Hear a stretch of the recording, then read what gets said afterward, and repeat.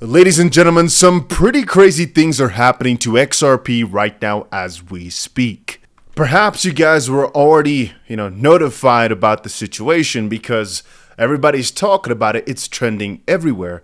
Breaking news, the first XRP Spot ETF has launched on the Toronto Stock Exchange.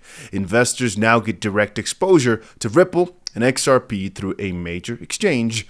Again, the freaking Toronto Stock Exchange. Baby. Ladies and gentlemen, victory is bittersweet. Now, again, this reminds me of what we are mostly waiting for when it comes to XRP and the announcements. And of course, the achievements and the big ordeals. One of the biggest things we are waiting for when it comes to XRP is United States spot ETFs for XRP. Why? Well, essentially, it's because it brings the name out there significantly further. Why? There's a ton of institutional investors who do not touch an asset that is not via a spot ETF. So you're basically limiting a ton of professional investors whom simply will never touch it because it does not exist. But second of all, it's also to showcase legitimacy. Every single one of the major coins that gets this spot ETF listing is basically recognized as one of the official cryptos, fully regulated, everything 𝗕𝗓𝗓𝗓. And even though Ripple has already fought the lawsuit and theoretically is all fine, I'm going to say that either Ripple IPO or really just the XRP ETF just puts that dot on the map a little bit more. Is it necessary? No. Is it necessary for further gains or for notoriety? It's not necessary for anything. It just helps. And that's the thing. When it comes to my coins, there's not a single day that I'm worried. And it's not as if I'm ever thinking, should I sell? Should I sell? No, I am 100% convinced, not financial advice, that this will work out well, which is why I've always got millions of dollars worth of XRP longs open. Here's, for example, one account with a 300k XRP long.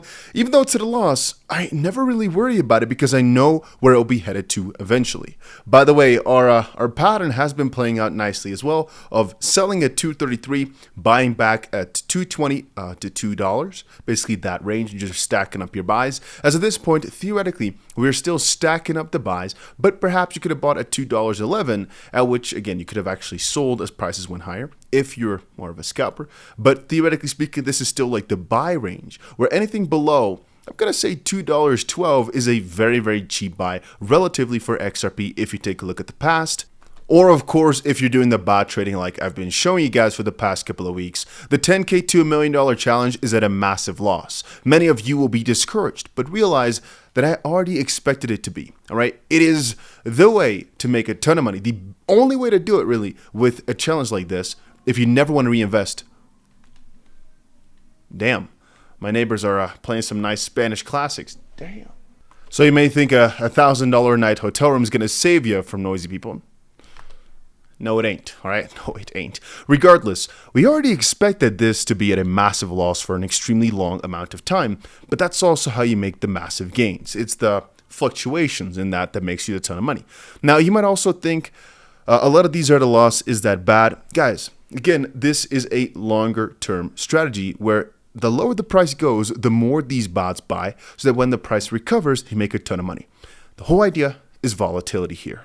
But you will see, and I'm really positive you will see in a few weeks, a few months, I don't know when, this all in such crazy amounts of profit. Right now, it might only be up maybe, let's say $10,000 in total, right? Maybe $20,000 in total.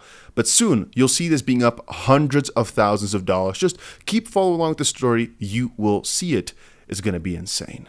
Having said that, if you're looking for a crypto exchange to trade on, I've got a link to the bot exchange I always use down here. It's Payonex. Or if you prefer an exchange that's got no KYC at all, you can use from any country in the world, perhaps WeX or maybe Blowfin interests you. The main exchange I always use is Bybit, but again, it's restricted on a lot of different countries. But hey, got some links down below there, and every single one of these will give you some juicy bonuses just for signing up. So check them all out. And that brings me back to the major announcements that have come out with regards to XRP and really a lot of coins recently, but XRP specifically. You know that this is a huge step forward, even though it's Canada and I'm just going to say nobody cares about Canada too much, right? It's the step forward, and at least one of the biggest steps forward in a long time that is just, I'm happy to see it. I really, really am. Some were calling this the floodgates have opened and this is crazy insane, 𝗕𝗓𝗓𝗓𝗓.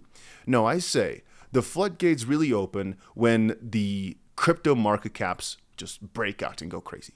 That's for me when the floodgates open. When you just see 40% gains, 40% gains, 50% gains day after day after day.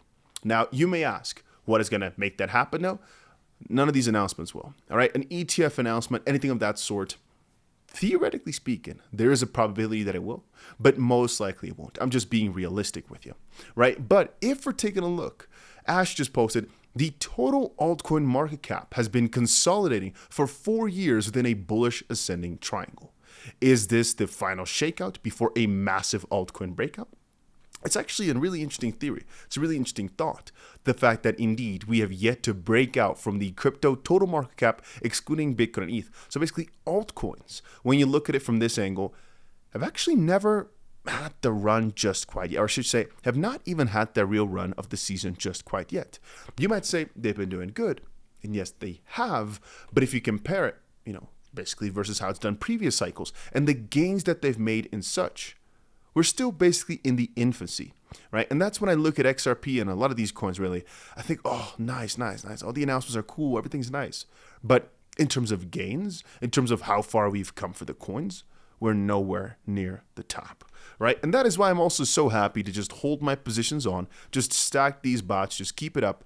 I'm even happy here to just post more in my main XRP Longs, just because even though I might be down hundreds of thousands, maybe millions of dollars in total over these positions, it's the multi-month outlook that I care about.